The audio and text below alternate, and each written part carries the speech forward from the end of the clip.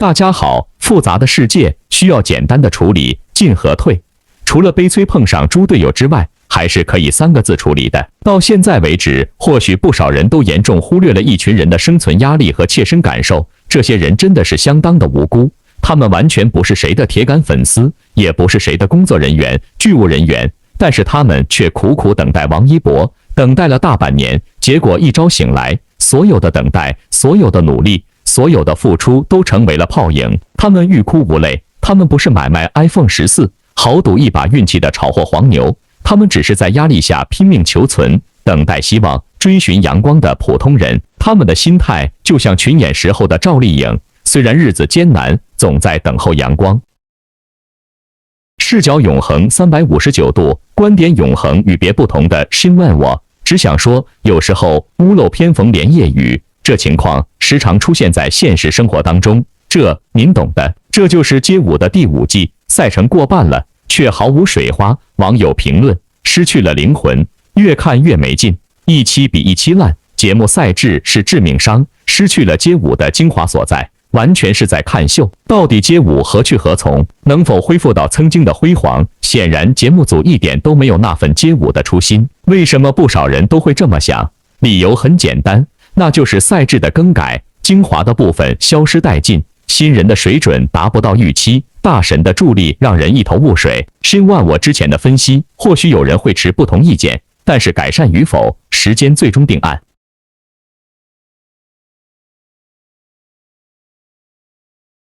赛制显然是软肋，作品没有记忆点。从街舞第5季开播，引来了不少人的讨论。当时很多人对这一季都抱有很大期待，毕竟是新人舞者，年轻化带来的必然是创新性跟活力。可是让不少人大失所望。开播第1期，网友评论最多的一句：看完这街，第一次有一种要不以后就别再有下一季了吧。队长大秀加入了很多全新的元素，特别是 AI 技术的运用，也算是原汁原味了。可是呢，后期的舞者比赛的过程全程起舞，没有了所谓的队长带舞者 battle 的火药味，就连个人的1v1的 battle 都没有了。试问街舞的精华所在不就是 battle 吗？ Battle for Love 去了哪里？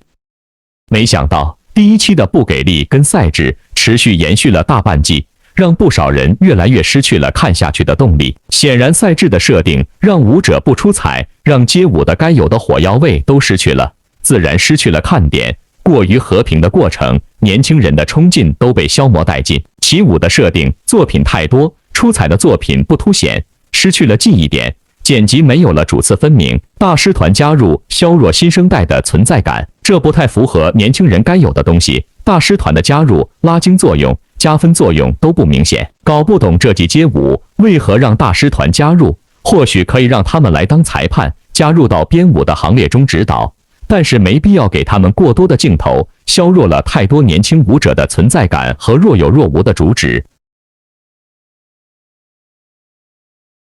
都说需要锦上添花，但是没必要画蛇添足吧？这是给予新一代舞者展现自己实力的舞台。大师团加入后，各种的助力提出想法，显然弱化了新一代舞者的想法。哪怕作品没有亮点，都要看到他们的成长过程才可以。节目组都没有把这个轻重缓急给表现出来，剪辑的也是乱七八糟，失去了主次。王炸弟弟王一博成了全场唯一包揽亮点的表情包，没有冲突，热度就会逐渐失效。第5季的开播，4位队长中，热度中心地带还是依赖 Unique 王一博的流量来助燃，事实也证明了这一点。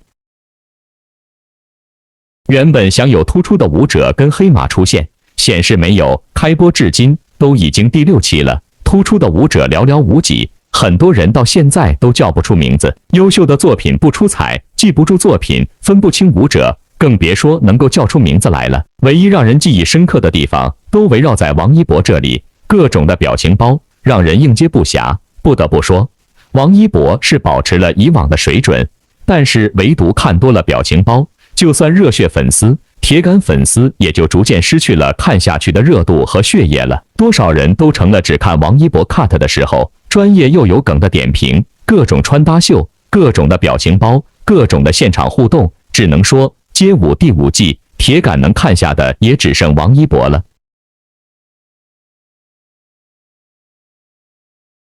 这街舞滑向乏味，节目组的赛制是主因，起舞作品看得眼花缭乱，出彩的作品不显著，失去了记忆点 ，battle 的火药味太寡淡，队长的存在也逐渐消失殆尽。一句话就是抓不到重点所在。有意思的是，在这街中充当表情包的鬼马王一博，在这街之外也很鬼马和表情包。近日，王一博穿着一件高定现身，不知道是不想露肉还是老干部上身。他穿着这件衣服，跟原装相比，那是完全异曲的画风和感觉。跟王炸姐姐赵丽颖的金九银十的大片呈现完全不同的是，他这种修身的处理，一下子没有了框框的局限。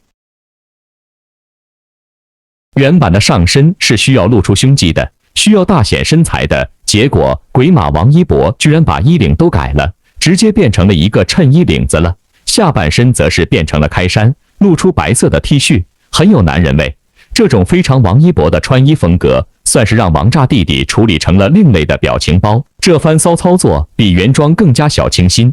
原装高定如果真的原版放在王一博原本高挑偏瘦的身上，看起来注定会相当的油腻浮夸。结果王一博这波改动，让衣服有了活力，完全变成了另一个风格。从紧凑的肩膀到拉开的下摆，这个正在经历风雨的小伙子依旧显得相当的精神。有时候鬼聪明能够让人换个心情，即便团队不在身边。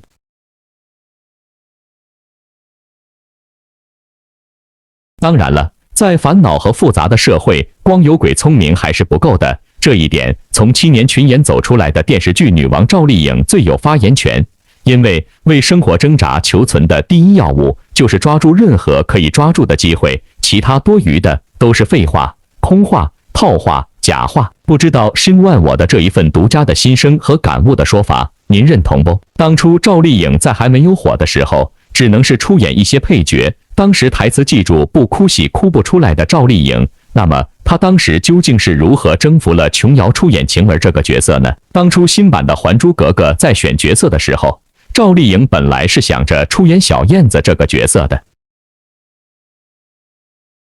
但是到了现场之后，她看着乌泱泱的一大群人，而自己选择的小燕子又是这一部剧中的嘴皮子担当，当看到台词的时候，直接就是把她给看傻了。当时赵丽颖试过小燕子这个角色，但是当时的她因为台词太多记不下来，也背不过，并且现场也没有发挥好，所以小燕子这个角色就与赵丽颖擦肩而过了。虽然没有让导演看中她出演小燕子，但是赵丽颖的温柔气质还是深深地吸引到了导演，导演便给了赵丽颖第2次试戏的机会，希望她能够尝试一下紫薇这个角色。赵丽颖也知道导演很喜欢她，又给了她1次机会。所以赵丽颖就去试了紫薇这个角色，这一下赵丽颖倒是把台词给记住了。但是紫薇这个角色作为典型的琼瑶式女主，紫薇在剧中的哭戏可以说是少不了的，因为哭戏可以说真的是难坏了并非科班出身的赵丽颖了。毕竟琼瑶剧中的哭戏可以说是这个行业中天花板级别的存在了。赵丽颖也在那里一直试着哭，但是怎么哭也哭不出来。随之可以想象到，赵丽颖不出意外又一次被刷下去了。赵丽颖2次试镜都被刷了下来，本来她自己都以为与《新还珠》这部剧无缘了，但是好运会眷顾每一个默默努力的人，所以在这部剧选角结束之后，赵丽颖又一次意外地接受到了导演组的邀请，希望赵丽颖能够出演晴儿这个角色。导演组让赵丽颖出演晴儿这个角色的原因，可能也就真的像金星所说的那样，人都是可塑造性的，每当拍完一部戏就让自己归零，眼神归零之后，眼神又变得单纯了。这也就是我们大家常说的那种缺心眼。也就是因为这个缺心眼，赵丽颖最终才能够在这部剧中出演晴儿这一角色。赵丽颖在这部剧中的表现，也让许多的观众觉得她是最贴近原版的那一位。赵丽颖饰演的晴儿也算是比较还原了。也正是因为她这样，不管演过多少的角色，最终的她就像金星说的那样，眼神一下子就单纯了。每演完一部戏，她也能够回到自己的最佳状态。这也是赵丽颖能够在这一条道路上越走越远的原因。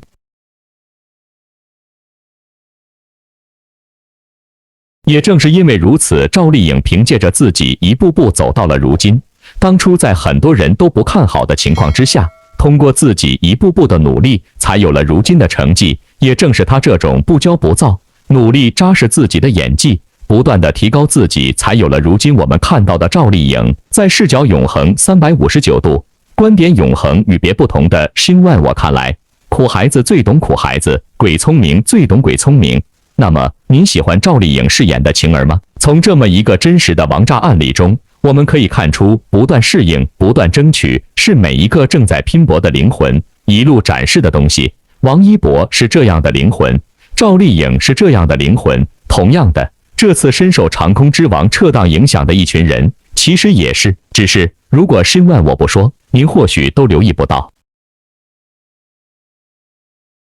长空之王这次被临时抽起，突然撤档，片方自然是损失惨重，狼狈的样子无以复加。明明昨天晚上还在正常的宣传当中，结果今天早上一起来就突然被人宣布撤档了。这种盲眼被动，这种猝不及防，甚至速度之快，都是前所未有的。所以正在宣传路上的王炸弟弟王一博，居然悲催的成为最后一个知道的人，也算是悲催至极的人版了。至于原因，到现在依旧是众说纷纭，因为片方语言不详，也因为官方欲擒故纵。总之，这种手法从去年看到今年，简直不要太多。更多的硬核和个案，有兴趣的您大可以自行回顾一下本频道硬核专享，绝版视角下的社会主义特色明显的光怪陆离娱乐圈百态。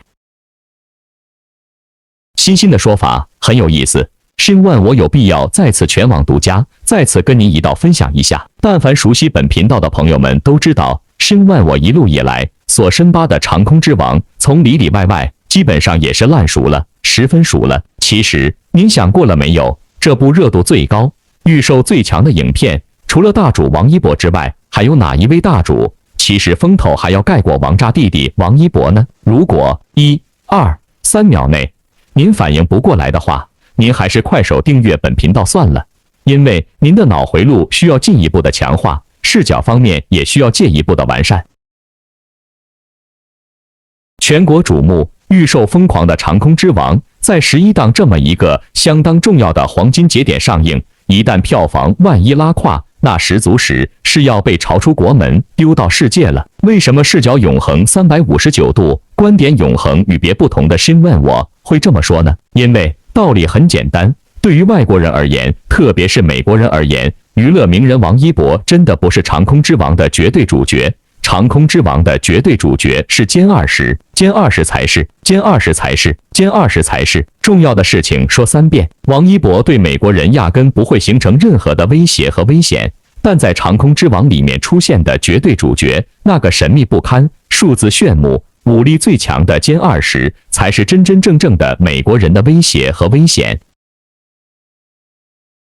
因此，党和国家重要领导人其实原本也都一直在各式各样的纠结当中，结果卡在最后的上线时间点，卡在这部电影宣发的最热闹、最红火、最鼎盛的时间点，一锤定音的党和国家重要领导人，最终在思虑再三之后，还是决定把长空之王给拿下来。说白了，带风向绝对是个技术活，如果没有360度的零死角视角，真的不行。就像党和国家重要领导人特别喜欢的党媒最强代言人胡雕盘一样，居然大言不惭地说要办飞和击落美帝的专机，这就是明晃晃种下了祸根，带错了风向。因为中国军机后来居然压根就找不到该专机的行踪，于是乎错误的话术和风向，最终让中国空军成为了魔幻2022年下半年的最大的国际笑话。